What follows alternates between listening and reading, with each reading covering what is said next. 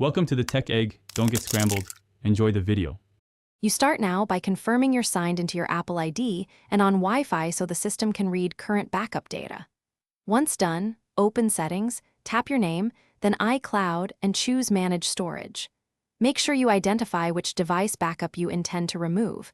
Backups include device name and size. This avoids deleting the wrong archive. You're doing this to free space or stop redundant copies, so proceed to open the backups list and select the specific device entry. You now inspect the selected backup to see which apps consume space.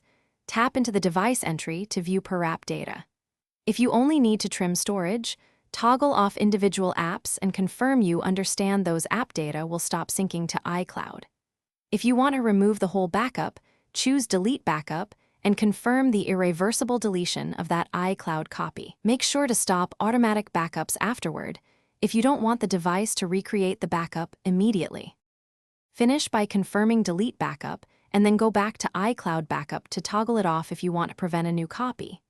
Once deleted, check the iCloud storage overview to verify the reclaimed space.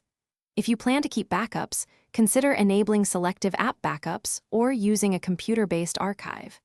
If deletion fails, sign out of your Apple ID and sign back in, restart the device, and ensure iOS is up to date. These steps usually resolve permission or sync errors.